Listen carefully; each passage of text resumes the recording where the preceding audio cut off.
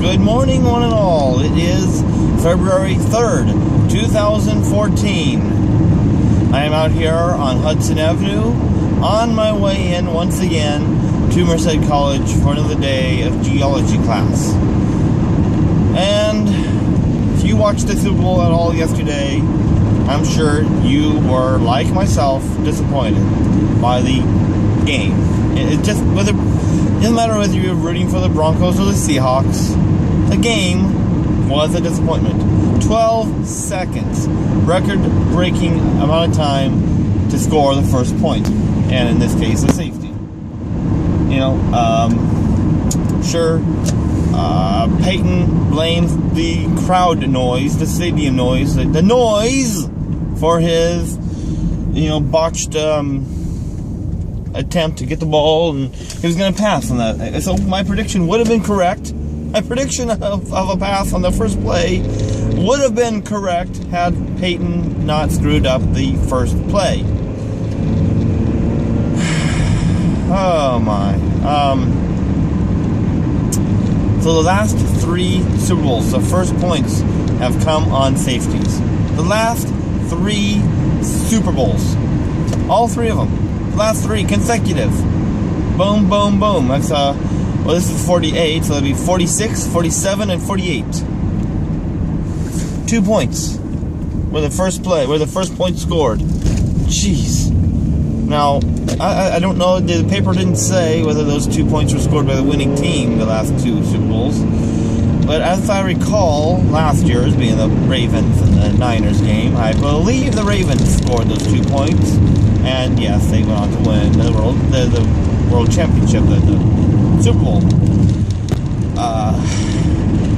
Now for 46, I can remember that far. I can remember that far back. I don't remember who was playing. Was that the Giants?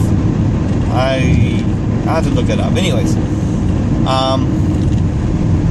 it was just it was a blowout from those first 2 points. I say it was a blowout from the coin toss when Broadway Joe, tossed a coin before the team decided, oh, I want heads or I want tails, And I did call that correctly. I called that the Seahawks would win the coin toss.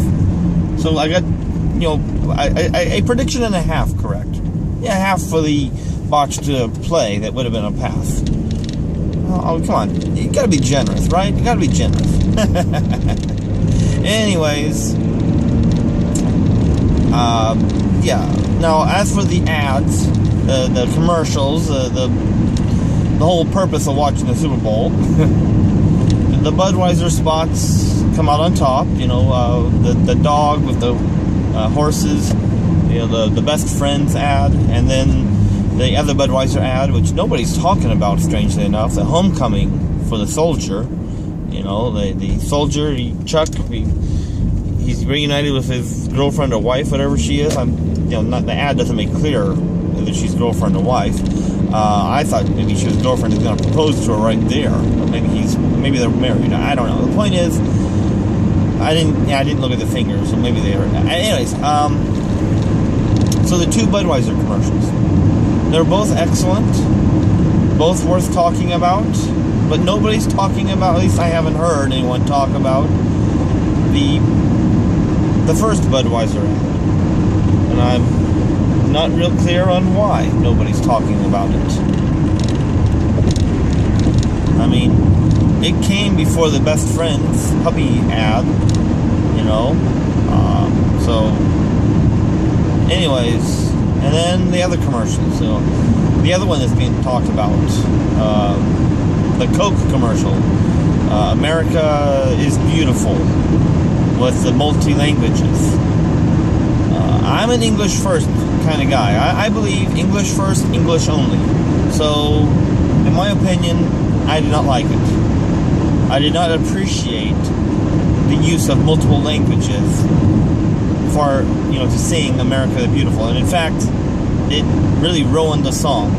Just like Queen Latifah, and yes, I'm rambling here. Queen Latifah, I'm changing topic slightly, how she ruined the song by trying to make it her own, even though she didn't write it. It's not her song.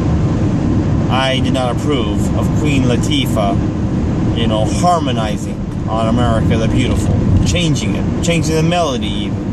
Disgusting. I think it was disgusting, disrespectful, and wrong. Now, a lot of people say, oh, it's beautiful, she did a wonderful job. No! I will not give her kudos. 2 thumbs down, negative 10 points, however you can say it. Queen Latifah destroyed a patriotic song. She showed utter disrespect for America by singing it her way, not the way it's supposed to be sung.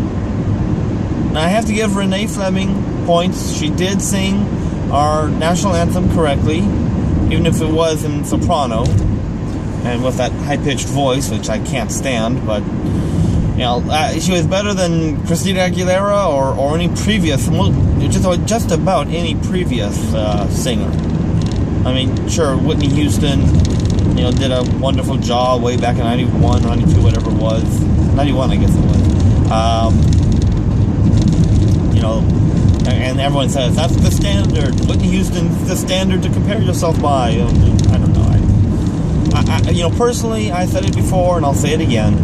I would rather have our national anthem be a recording. They shouldn't invite, all these, famous stars, of modern day or whatever to sing it. It should be a recording. Or it should be instrumental by the Air Force or Marine Band, one of our military bands. Maybe one of the local military branches to that area. It should be instrumental.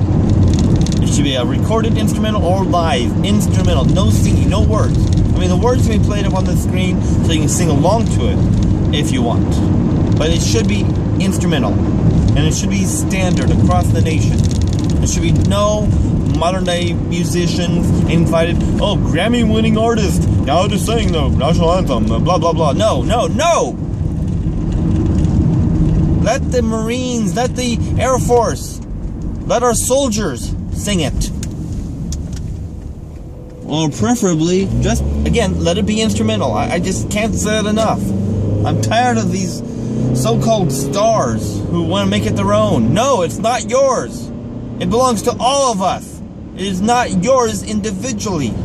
The Star-Spangled Banner belongs to you, me, he, she, they. All of us.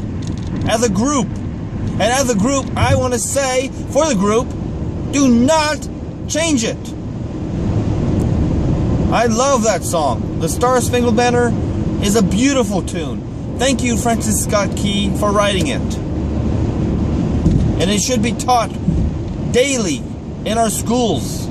It should be sung weekly in our schools. And every Monday, the week should start off every Monday morning with the singing of the Star-Spangled Banner. Physical geology 1 hour before.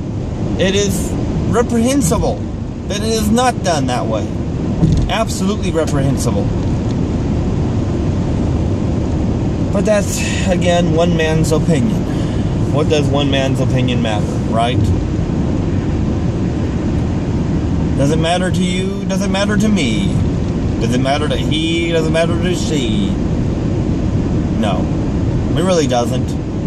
Who am I to talk? Who am I to spout off? I am one man. I am myself. Me, myself, and I.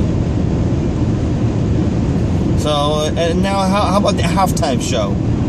I'll go on about the halftime show now. The Chili Peppers. The Red Hot Chili Peppers. 1, stupid name for a band. 2, stupid people in a band. 3, stupid, insane maniacs claiming to be a band. I hate the Chili Peppers. I hate them, I hate them, I hate them, I hate them. And they were disgusting. Now, Bruno Mars. I'm not a fan of Bruno Mars. I've never really listened to his music. I know his music. I've heard it. I don't listen to it on a regular basis. But he was better. He actually was decent. Until the Chili Peppers got out there on stage and ruined the show. Ruined it. They trashed it. No shirts, For heaven's sake, this is a freaking Super Bowl. It's cold outside. Wear some shirts, goddammit. Don't show off what you don't have, man. Don't show off what you don't have. Bruno Mars was decent. He was polite. He was respectful. I appreciate Bruno Mars. Again, I'm not a fan, but I appreciate him. And I was happy to see him up there. And he actually performed, I didn't know he was a drummer. He did great. He did great. I would like to see more of his drumming. I think, and the wardrobe that he's wearing, those gold-leafed jackets, I think nothing wrong with that. And the band backing him up, awesome. It was a great show until the Chili Peppers showed up. Damn those pieces of shit. They ruined it. They made a mockery of a halftime show. That's my humble opinion. A 35-point difference in score to end the game, 43-8. Embarrassing. Will Peyton retire? I don't know. He doesn't know, I'm sure. But if he does, oh wow, I should stop recording. Need to focus on the road. If he does, he does, and it'll be a loss for the team if he does. But the team will go on. John Elway will find a new quarterback. So I've said enough as it is. You probably are tired of listening to me if you're still listening. Oh, and by the way, on my odometer, I recently passed 175,000 miles. I'm now at 175,042 miles on my odometer. Yeah. So that's all I have to say. Damn it, I missed the top of the hour news. Not that I need to listen to it anyways. I kind of know what's going to be said. I mean, they're going to be talking about the late Philip Seymour Hoffman, who died yesterday morning of a drug overdose. Or was he murdered? It's suspicious, if you ask me. I mean, the timing, the day. He was killed off on Super Bowl Sunday, on Groundhog Day, which happened to be Super Bowl Sunday this year. The media talked about him a bit, and they're still talking about him, but I find it awfully suspicious that he dies on Super Bowl Sunday. I don't know. I always question everything. You know me. I question everything. I don't trust the media. I don't trust the first stories out. I don't trust what our eyes see, even. Because I think that there's suspicion in everything. I think that there's a conspiracy in everything. Am I paranoid? No. I just believe that there's more to the story than we're led on to believe. I don't trust the first telling, the first draft of history. I do not trust the media, ever. Yeah, I could talk about the O'Reilly-Obama interview.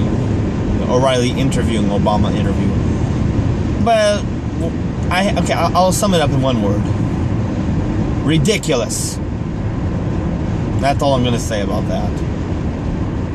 Okay, maybe a second word. Liar. Yeah. That's all I'm going to say about Obama and O'Reilly. So here I am on the road, going through El Nido, and just airing my thoughts regarding Super Bowl 48 and the commercials, the pre-show, the post-show, the in-between show, what have you.